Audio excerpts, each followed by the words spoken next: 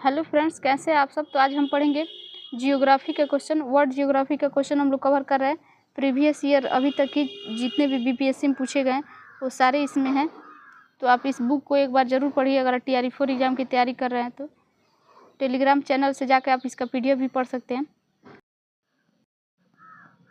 आज का पहला क्वेश्चन है कि यूरेनस जो सूर्य के चारों ओर है एक परिक्रमा करने में कितना समय लेता है। तो सूर्य के चारों ओर एक परिक्रमा करने में यूरेनस जो अरूण है 84 वर्ष लगाता है। इसका आंसर ऑप्शन ए हो जाएगा। और अपने अक्ष पर कितने दिन में पूरा करता है तो 17.2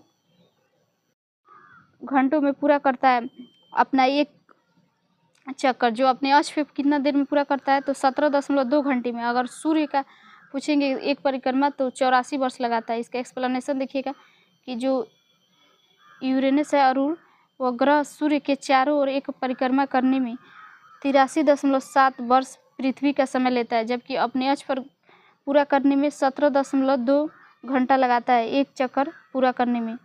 इसके उपग्रहों की संख्या कितनी होती है तो उपग्रहों की संख्या 27 होती है।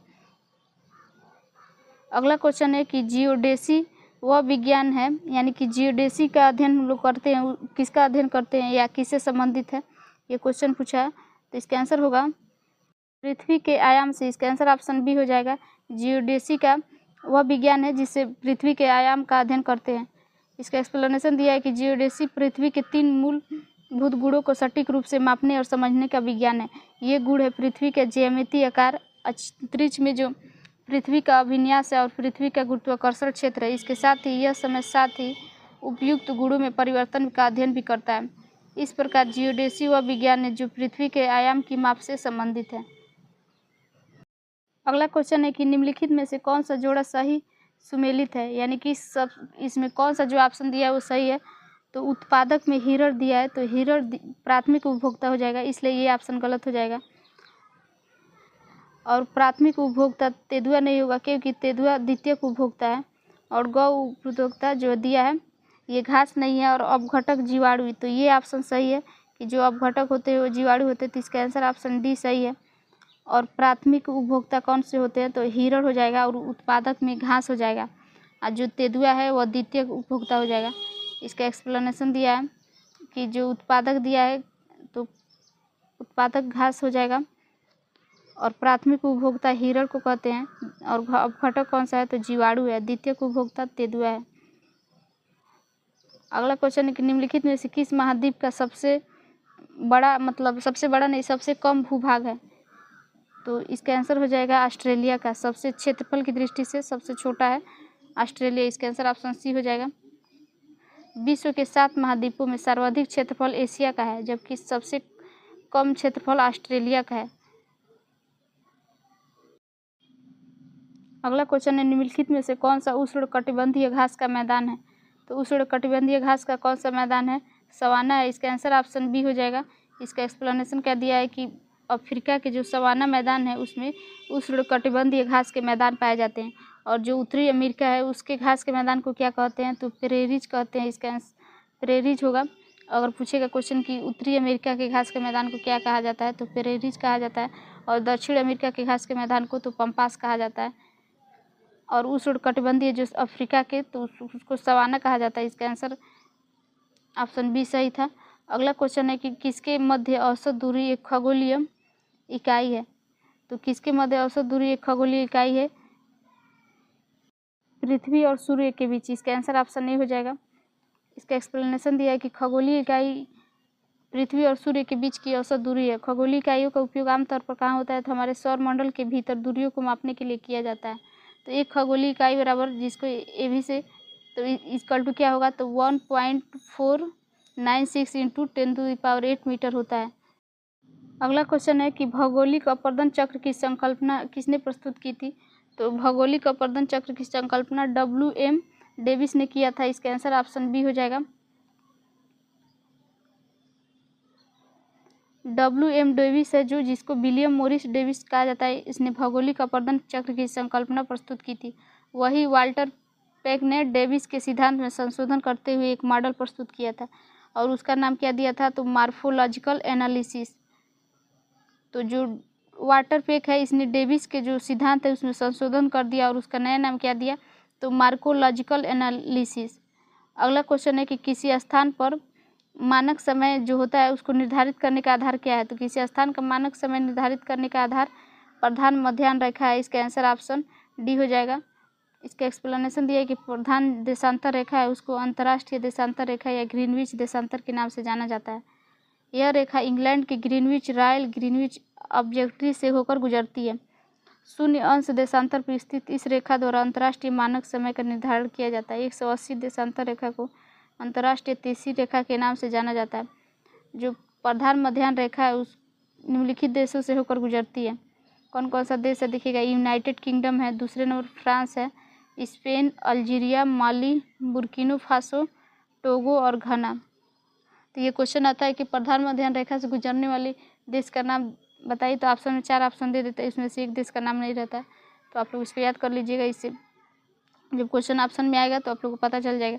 यूनाइटेड किंगडम, फ्रांस, अल्जीरिया, घाना, स्पेन, माली, टोगो, बुर्किना फासो। अगला क्वेश्चन है कि सबसे जो लंबी पर्वत श्रृंखला है निम्नलिखित में से वो कौन सी है, तो रॉकी पर्वत श्रृंखला है। इसका आंसर आप इसका एक्सप्लेनेशन दिया है कि विश्व की सबसे लंबी पर्वत श्रृंखला दक्षिण अमेरिका महाद्वीप में स्थित एंडीज पर्वत श्रृंखला है। हालांकि विकल्पों में से जो दिया है उसमें लंबी पर्वत श्रृंखला रॉकी है, लेकिन विश्व की सबसे लंबी पर्वत श्रृंखला दक्षिण अमेरिका की एंडीज पर्वत है, और ऑप्शन के हिसाब से उसमें एंडीज पर्वत नहीं था तो ये रॉकी हो जाएगा, जो उत्तरी अमेरिका महाद्वीप में स्थित है, इसलिए सबसे लंबी पर्वत श्रृंखला पूछा है। अमेरिकी जो national oceanic and atmospheric administrative के अनुसार पृथ्वी पर सबसे लंबी श्रृंखला जो है वो मिड ओशन रिज है, जिसका लगभग 90% भाग समुद्र के नीचे है।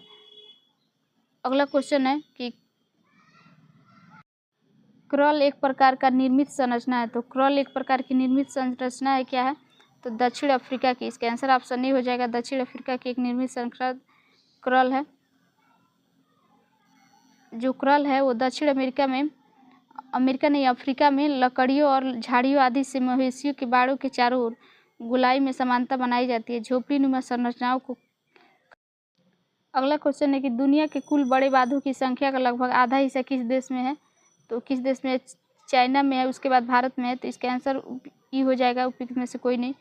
इसका एक्सप्लेनेशन दिया है कि दुनिया के जो कुल बांधों का मीटर या ऊंचाई में 3 मिलियन से भी अधिक मीटर से भंडारण की क्षमता है, जो आधा चीन में है। एक आकलन के अनुसार दुनिया के सबसे बड़े बांधों में से 57% भारत और चीन में मिला करते। चीन ऑप्शन में नहीं दिया था, इसलिए उपयुक्त में से कोई नहीं हो गया आंसर। अगला क्वेश्चन है कि विश्व का सबसे शुष्क रेगिस्तान कौन सा है, तो अटकामा है। इसका आंसर ऑप्शन डी हो जाएगा। इसका एक्सप्लेनेशन दिया है कि विश्व का सबसे शुष्क रेगिस्तान अटकामा मरुस्थल है, जो दक्षिण अमेरिका में स्थित है। अटकामा मरुस्थल कहाँ स्थित है, तो दक्षिण अमेरिका में स्थित है। अगला क्वेश्चन है तुमालेपल्ले खदान जो है उसे दुनिया का सबसे बड़ा यूरेनियम का भंडार माना जाता है। यह कहाँ स्थित है, तो आंध्र प्रदेश में स्थित है। इसका आंसर ऑप्शन नहीं हो जाएगा। इसका एक्सप्लेनेशन दिया है कि जो तुमालेपल्ले खदान आंध्र प्रदेश के राज्य में YESR जिले में, जो पूर्व नाम क्या था, तो कडप्पा जिला था, उसमें स्थित है। वर्ष 2011 में भारत के परमाणु ऊर्जा आयोग ने यहाँ यूरेनियम के विशाल भंडार होने की पुष्टि की थी। अगला क्वेश्चन है कि अंतर्राष्ट्रीय दिनांक रेखा कहाँ से खींची जाती है, तो प्रशांत महासागर से होकर। इसका आंसर ऑप्शन सी हो जाएगा। इसका एक्सप्लेनेशन दिया है कि अंतर्राष्ट्रीय तिथि रेखा पृथ्वी पर ऐसी काल्पनिक रेखा होती है जो 2 क्रमागत कैलेंडर दिनों को अलग करती है। यह ग्रीनविच इंग्लैंड 180 डिग्री के विपरीत दिशा में प्रशांत महासागर से होकर गुजरती है, इसलिए वहाँ जहाँ कोई स्थल भाग पड़ता है इसे मोड़ दिया जाता है। अगला क्वेश्चन है निम्नलिखित में से कौन सा महाद्वीप क्षेत्रफल के अनुसार सबसे बड़ा है, तो क्षेत्रफल के अनुसार सबसे बड़ा अफ्रीका है। इसका आंसर ऑप्शन बी हो जाएगा। विश्व में लगभग कुल 7 महाद्वीप हैं, जिनमें से एशिया क्षेत्रफल की दृष्टि से सबसे बड़ा है। इसका क्षेत्रफल कितना है, 44,56,85,000 वर्ग किलोमीटर है। अन्य महाद्वीपों का क्षेत्रफल कितना है, अफ्रीका का कितना है, तो अफ्रीका का है 3,65,000 वर्ग किलोमीटर है। उत्तरी अमेरिका का कितना है, तो 2,44,73,000 वर्ग किलोमीटर है। और दक्षिणी अमेरिका का कितना है, तो इसका है 1,78,19,000 वर्ग किलोमीटर। उसके बाद से किसका दिया है, अंटार्कटिका का दिया है। तो अंटार्कटिका का कितना है, अंटार्कटिका का है 1,42,09,000 वर्ग किलोमीटर है। और यूरोप का कितना है, तो यूरोप का है 99,48,000 वर्ग किलोमीटर। और ऑस्ट्रेलिया का, तो ऑस्ट्रेलिया का है 77,41,220 वर्ग किलोमीटर। तो उल्लेखनीय है कि ऑस्ट्रेलिया सबसे छोटा महाद्वीप है। उपयुक्त प्रश्न में एशिया न दिए जाने के कारण इसका विकल्प दूसरे नंबर पे क्या हो गया है, तो दूसरे नंबर पे अफ्रीका आ गया है। अगर ऑप्शन में एशिया रहता तो उसको हम लोग ऑप्शन टिक करते एशिया। अगला क्वेश्चन है, निम्नलिखित में से किस महाद्वीप में सबसे अधिक देश है, तो सबसे अधिक देश अफ्रीका महाद्वीप में। इसका आंसर ऑप्शन सी हो जाएगा। प्रत्येक महाद्वीपों में देशों की संख्या देखिएगा दिया है क्रम वाइज। तो अफ्रीका में कितना दिया है, 54 दिया है। यूरोप में तो 49 और एशिया में 48। तो अपना भारत देश किस महाद्वीप में आता है, तो एशिया महाद्वीप में आता है। उत्तरी अमेरिका तो 23 और दक्षिणी अमेरिका में कितने देश है, तो 12। यानी ये सब महाद्वीप के नाम है, इतने देश इसमें बसे हैं। और ओशिनिया में 14। अगला क्वेश्चन है कि रेगिस्तानी क्षेत्र में जो मशरूम सेल है इसका निर्माण किस कारण हुआ है, तो अपघर्षण के कारण हुआ है। इसका आंसर ऑप्शन ए हो जाएगा। इसका एक्सप्लेनेशन दिया है कि रेगिस्तानी क्षेत्र है उसका मशरूम सेल का निर्माण अपघर्षण के उदाहरण है। जो छत्रक सेल या गारा सेल है उसको अपर्दनक प्रकार की स्थलाकृति है। इसमें चट्टानों के निचले भाग में अधिक कटाव होने के कारण ऐसी आकृति बन। अगला क्वेश्चन है कि जापान के प्राकृतिक संसाधनों के बारे में एक सटीक कथन कौन सा है, तो जापान के बड़े पैमाने पर मछली पकड़ने के लिए समुद्र का इस्तेमाल किया जाता है। तो इसका आंसर ऑप्शन ए सही लग रहा है। पेट्रोलियम ये नहीं होगा, ऑप्शन ए सही हो जाएगा इसका।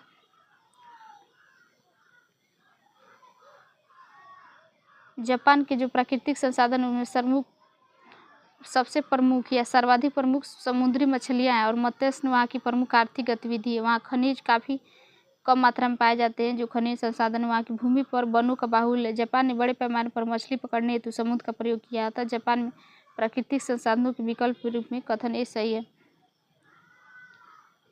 तो फ्रेंड्स हम लोग आगे क्वेश्चन कल के लेक्चर में डिस्कस करेंगे।